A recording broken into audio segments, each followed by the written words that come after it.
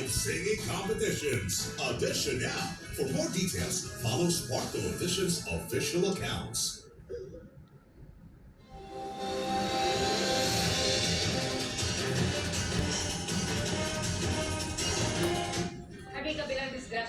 MRT3 arriving in Araneta Center Cubao Station, southbound, going to Taft Avenue Station. Batay sa investigasyon, patawid ang biktima papunta sa palengke. Nang mabundol siya, ang driver ng van na galing Iloilo at papunta sa Dumaguete umaming nakailit. Mukhang suspect sa pulisya pero pinalaya rin matapos magka-areglo ang employer nito at ang pamilya ng biktima. Sa isulat Sultan Kudarat ng kasakupan ng mga isang truck, pickup truck at isang kotse. Dalawa ang nasawi habang 7 ang sugatan. Basak at tumilapon ang ilang metro ng makina ng kotse.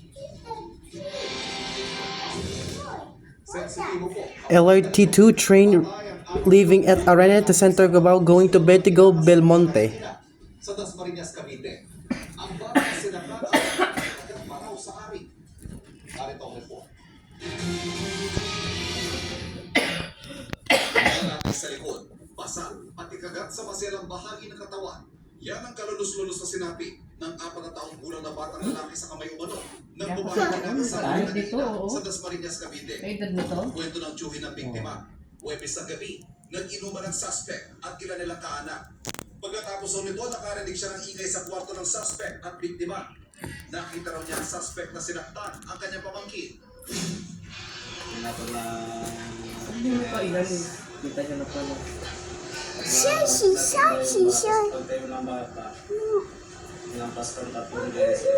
Tumigil lang daw ang paghampas sa bata nang mapansin ng suspect na nakasilip ang tiyuhin. Kinabukasan, patay na ang bata at mismo ang suspect daw ang nagsabi nito. Sinabi lang, autopsy, na sinakal yung bata. Tapos may nakita din po sila na kinagat yung ari. Ang 6 na taong gulang na kapatid ng biktima, tila saksi sa pananakit ng suspect. Tapos sabi niya, naririnig niya lahat ng mga ano yan. Naririnig niya kung anong ginagawa sa kapatid niya. Kahapon uwi na sa bansa ang nanay ng biktima na isang OFW. Naaresto ang suspect na sinampahan na ng reklamong murder. Sinusubukan pa silang kunan ng pakaya. Sa Cebu City, sinaksak na isang lalaki ang kanyang sariling tatay. Base sa investigasyon, napagsabihan daw ng tatay ang suspect na nagbantang sasaktan ang kanyang nanay. Dala ng galit, sinaksak ng suspect ang kanyang ama gamit ang screwdriver, sugatan at biktima. Naaresto naman agad ang suspect na hindi raw nagsisisi sa ginawa. Pinado siya ng droga. Bagay na sinisita ng kanyang magulang. Sasampahan siya ng reklamong attempted parricide.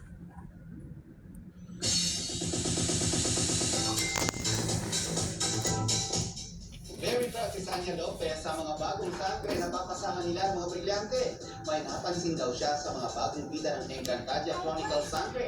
MRT3 leaving at Araneta Center Cubao Station, going to North Avenue Station.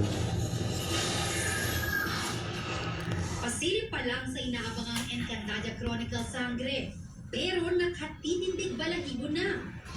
Nag-reunite kasi dito ang mga 2016 Sangre, kabilang na si Sanya Lopez na gumanap bilang Danaya. Kwento ni Sanya, proud na proud silang ipasa ang mga brilyante sa susunod na henerasyon ng mga Sangre. Open please. Oh, as you can see, the GMA Network Center just airing the news right now. Kung paano sila sa taping. So, na-appreciate namin yung focus talaga yung bawat isa sa kanila. Yung talagang kilala nila yung character nila.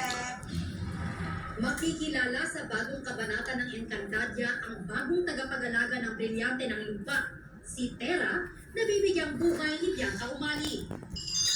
Kay Bianca naman kasi ang kagandahan sa kanya, pinapaki niya rin sa'yo na you're my mom. And ako din, pagdating doon sa set, pag ready na, kailangan namin mag-feel yung vibe na ako yung mami niya, ikaw yung anak ko. At talagang hands-on Happy? din daw ang paghahanda ng iba pang mga Bilang bagong happy? sangre na sina Kelvin Miranda, Angel Guardian at Faith De Silva. Pinanood nila yung 2016, kailangan nilang aralin because kami kasi yung parents, di ba? At kung nabitin daw o mas na-excite ang mga fans na magbalik sa mundo ng Encantadia, ang pangatong isa niya, Marami GMA Integrated News. Bea Pinla, nakatutok 24 oras. Palampasin. Solo sumiklab sa isang industrial park sa Santo Tomas, Batangas. At Alden Richards at Barbie Forteza, bakit nga ba nahihilig sa running? Tuloy-tuloy pagtutok sa 24 oras weekend.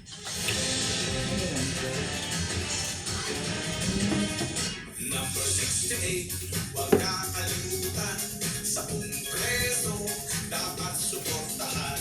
Ang CIS, handa kang tulungan. Sandala ng maliliit nating kababayan. Tataktul mo ang CIS, tataktul mo ang CIS, tataktul mo 68 sa Kongreso. Ang tanging party list, nakakampi ng inapi. Saan ka pa? Ang CIS party list ka na. Ang magwawaging duo ay makakakuha ng immunity sa nominasyon. Isang duo ang natatapos sa task. Congratulations! Insensitive po siya. Lack of initiative. PBB Celebrity Collab Edition. This summer, sumakses sa pagninegosyo ng Pinoy Halo-Halo. Undol sa tubunan mo. Dahil ngayon, Magkakapatid sa Davao pero nakaw pansin dahil sa pagiging malalaking bulas. Puso mo, Jessica Soho. Hindi na halos buong angkan nakaupo na sa Kongreso. Ulo!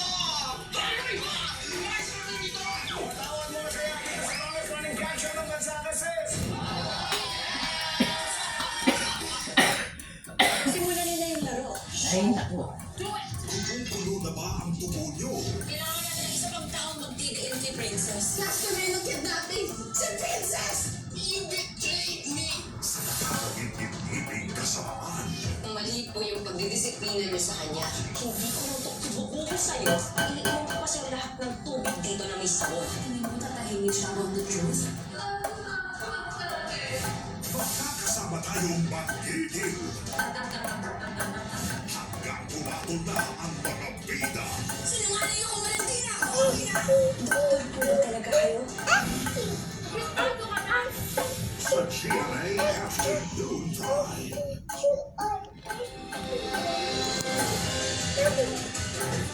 Malapit ang Semana Santa kaya inigahan ng ilang pasahero Only umuwi sa mga 2025. sabay sa inaasahan na isa sa mga bus terminal at Bataan. Nakatutok si Katrina So. Isang linggo bago ang Semana Santa, may mga nagpunta na sa Parañaque Integrated Terminal Exchange o PITX para maagang bumiyahe pa probinsya. Ang ganda rin maaga para hindi mahirap sa biyahe. Pag ano kasi, sikat sa bus eh. Para hindi na rin po ma-hassle sa biyahe. Naghahanda na ang PITX lalo't inaasahan nilang aabot sa 2.3 million passengers ang daragsa simula Miyerkules, April 9 hanggang matapos ang Semana Santa. Ang peak daw nito ay inaasahan sa Miyerkules Santo o Huwebes Santo. Pinaghahandaan na natin yung enough supply ng mga pampublikong sasakyan natin. Dahil na mataas yung demand, Nakipagpulong na rin daw sila sa operators para masiguro na may sapat na mga bus pati sa LTFRB para sa pag-i-issue ng special permit para sa mga karanagang linya. May coordination din sa iba't ibang ahensya kasama ang DOTR at LTO. Para naman sa mga pasahero na nagpaplano na maaga makabili ng ticket, may online booking din daw. Sa Manila Northport, may mga maaga na rin nagsiuwian sa probinsya dahil mas mahirapan daw sila pag sumabay sa dagsa ng mga pasahero. Nagahan ko na po. Para hindi ako makasabay sa mga maraming tao. Mahirap na sumakay sa sunod linggo. Tuloy na eh. May mga pasahero na rin sa isang terminal sa Lawag, Ilocos Norte. Mahigpit ang seguridad sa Batangas Port na as of 12 noon ay may halos 4,000 pasahero ngayong araw ayon sa Philippine Ports Authority o PPA. Sa datos ng Philippine Coast Guard, kadalasang umaabot sa 25,000 na mga bumibiyahe palabas ng Batangas Port tuwing Semana Santa. Para sa GMA Integrated News, Katrina Son, nakatutok, 24 oras. Nagbabalang National Privacy Commission sa mga magulang na nag-ingat na pag-share ng larawan ng mga bata sa social media. At yung pag-political, hindi ko lang. Okay, lower down the volume. Ay, Selfie at mga ganap sa trabaho ang social media post ng mami na si Daily. Bihira ang post niya ng kanyang mga anak na 14, 13, 4 at 1-year-old. Kahit na minsan, natitempt daw siyang mag-post ng kanilang achievements. I think I find peace as well. LRT2 train arriving at Araneta Center, Cubao, bound to Antipolo Station. Na ma-expose sa online world ang mukha ng mga anak. When you put up something on the air, Paano mo naman nalaman antipolo? we want to make sure na whatever we put up there, hindi lang kasi Ay, meron ng LRT1, LRT2 extension West extension pala, oo. ma-access ito. Pupuntang na Antipolo. At hindi po natin alam. At meron ng yan, Pier 4 sa susunod ng taon. Ay, meron ng Pier 4 na LRT2 station sa itong taon. Gagawa na daw. Sa sexual exploitation sa mga bata. Ang mga may masamang balak, madalas daw nakabang sa mga public post, lalo sa mga pag-game online. Sorry, I just moved the camera from another window, so that's why. Easy, may programang Kabataang Digital na nagtuturo sa mga kabataan na maging responsable online. And as you can see, there's the GMA Network Center building. So the news broadcast was aired today. So this is the LRT2 and MRT3, and the LRT2 and MRT3 connects to another transfer to LRT2 and MRT3, going to Araneta Center, Cubao Station. They are the same name of the station.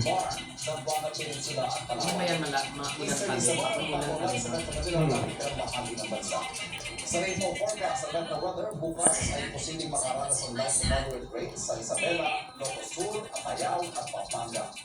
Light to intense rains naman sa Negros Oriental, Negros Occidental, Cebu, Bohol, Leyte, Eastern Samar at malaking bahagi ng Mindanao. Posible rin ulanin bukas sa Manila. Up next, Alden Richards at Barbie Fortesa binahagi ang benefits ng running. Non-stop ang patutok nito sa 24 oras weekend.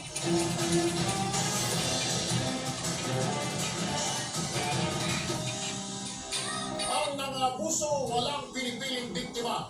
Ako walang pinipiling ipagtanggol. Saan man, kailanman, kampi tayo. Erwin Tulfo, kakampi nyo sa Senado.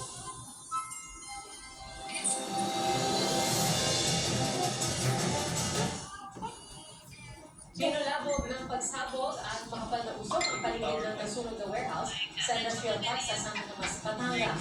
Wala na siyang pagsusunog na umabot sa ikatlong alarma at patuloy na iniimbestigahan. Natupok naman na may 30 bahay sa Cebu City sa kasulatan. Mahigit 200 residente ang apektado at inaalam pa rin ang sakit.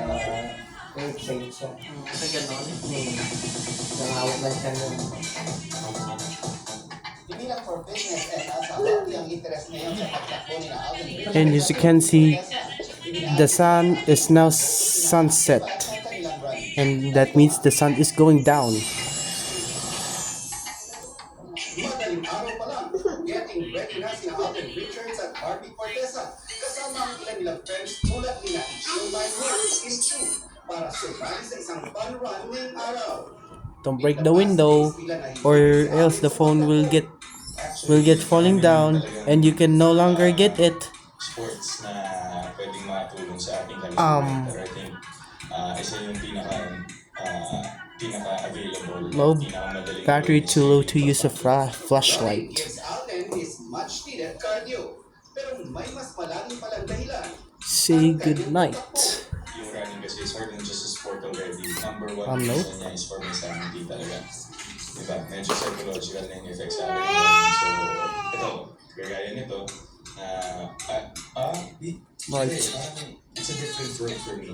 At 4 a.m. kahit pagising pa lang ang diwa, sinubukan ko at sinamahan sina Alden sa kanilang warm-up run. Gateway building. I share the same sentiments. There's another light here. First thing in the morning, may na-achieve ka na agad, productive ka na agad, and mas nakaka-motivate na to go through your day. Bukod sa physical at mental health benefits, gusto i-elevate ni Alden at Barbie ang kanilang pagtakbo ay music for a good cause. Pagkatapos ng warm-up, dumiretso na ang grupo para sumali sa isang fun for a cause kasama ang daan-daang sumuporta rito. More meaningful for me kasi this is a charity fun run for the children with cancer, and I'm so thankful to Alden for inviting me dito sa Ramadan. Bukod sa pagtakbo, nakakatulong pa. Yo, what? Ng Asia's multi-media star sa May 11 para naman sa mga manggagawa ng pelikulang Pilipino sa Mawalpan.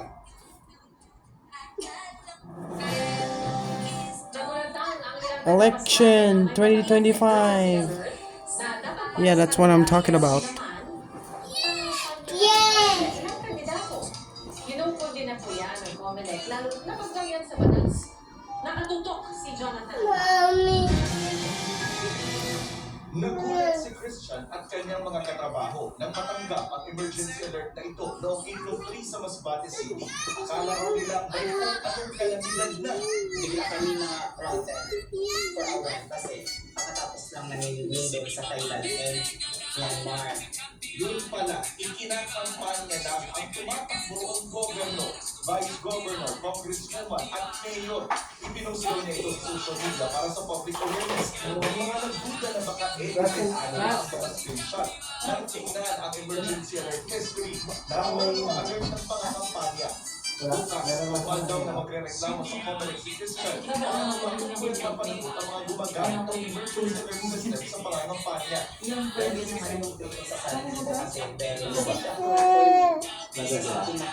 Oh, my battery is low.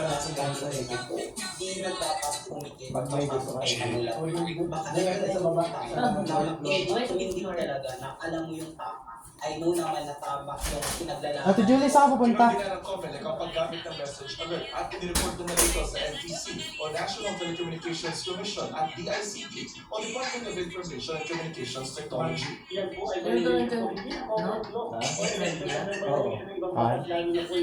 Hello, ani. Pupunta sa foot.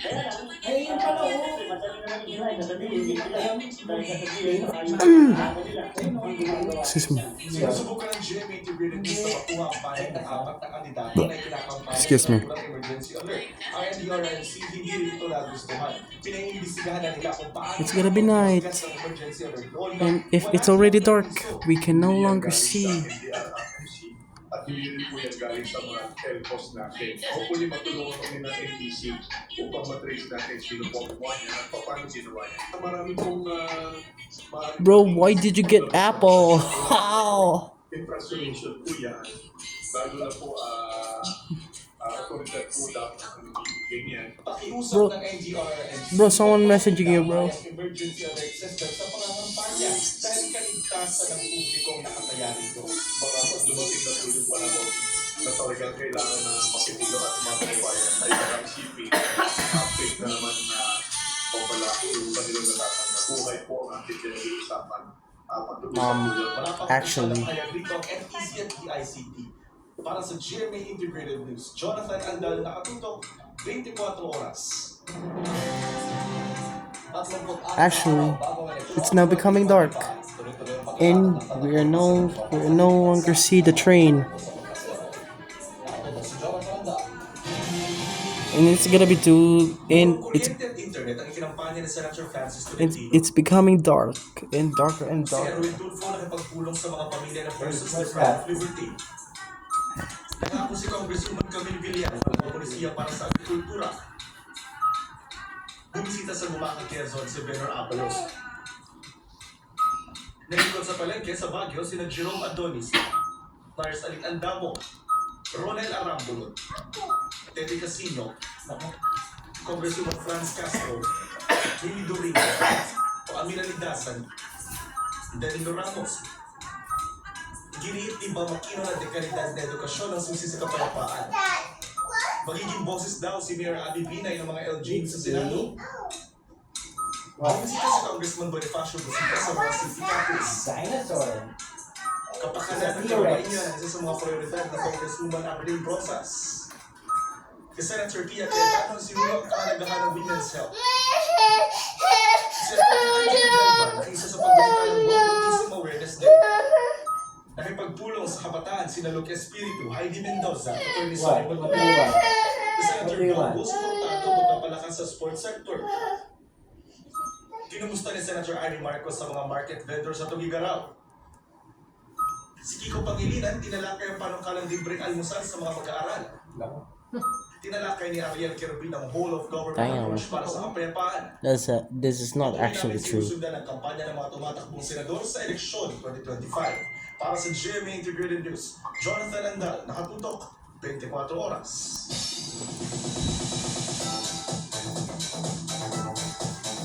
Mabilis na chikahan tayo para updated sa showbiz happenings. Dinala na kagabi ni Super Junior member Q yon ang kanyang Pinoy fans para yan sa kanyang 10th Anniversary Asia Tour sa bansa kung saan may kaduet pa siyang Filipino singer.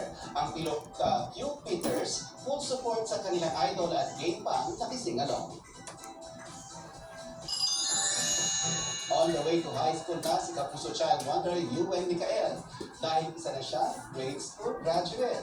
Emosyonal man, thankful ang kanyang mommy na inabutan pa ni Yuen ng white rose. Congratulations, Yuen! At chika this weekend ako po si Nelson Canlas. Siya, Ivan? I thought the news will be gonna over. Salamat, Nelson. Mga kapuso, hindi ko makakailan o hindi may kakailan na ibang level of happiness ang naibibigay ng Yes, it's becoming darker and the sun is now getting down. Ang usapang Prats sa team ni Joseph Paul.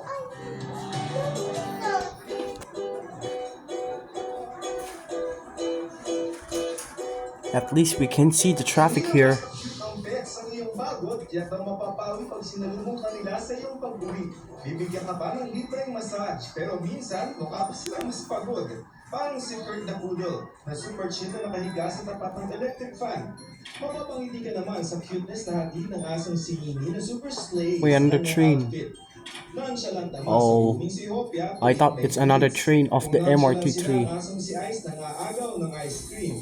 Wholesome moment naman si Darcy at kanyang fur mom watching cartoons muna bago matulog together.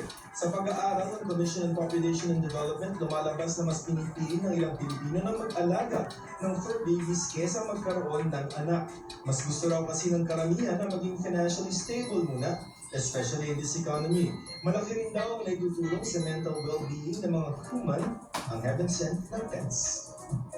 Para sa GMA Integrated News, Joseph Morong, nakatipong 24 oras. At yan po, mga balita ngayong The news gonna be end. Yay! Ako po si PR Kangel. Ako po si Ivan Merina. Mula sa GMA Integrated News, ang News Authority ng Pilipinas. Nakatuto kami 24 oras.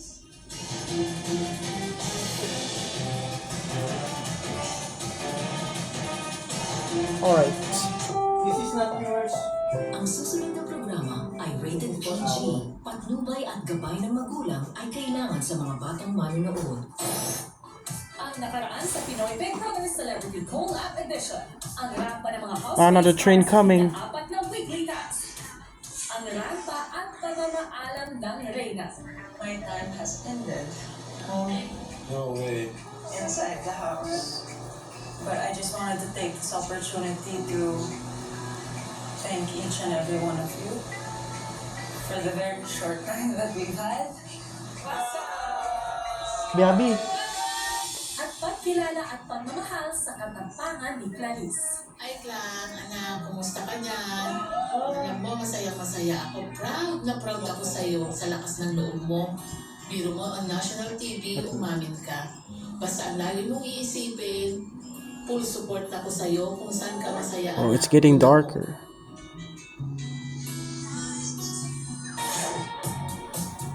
Sa pagpapatuloy ng 4th weekly task, For our second half of the show, we have Brett Manalo. Squire. Shaggy. Pagkakundoan ni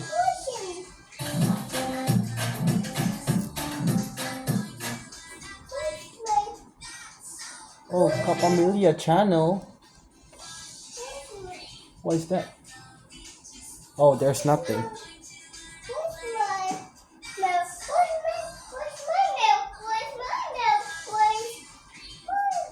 Kay Mami. Postatas. Pili ng yelo. Inabutan na niya ng nakapatong si yelo. Tao na sarili lamang. Ba't ka ni-send yun?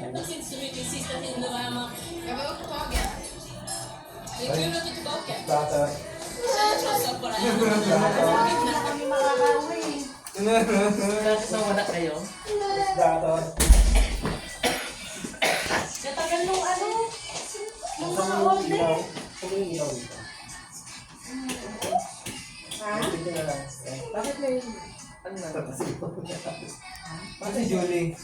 May pinita? Ha? May ano, may pinita sa baba, yung kaibigan niya daw.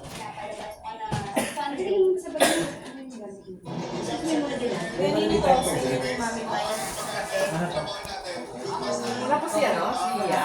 Like search. Matayin na raw niya pag natalo pa raw yung set, alis raw siya. Binibidyo ko kayo daan. Akala ko nabibidyo ko, hindi ko pala napindot. Nabibidyo ko.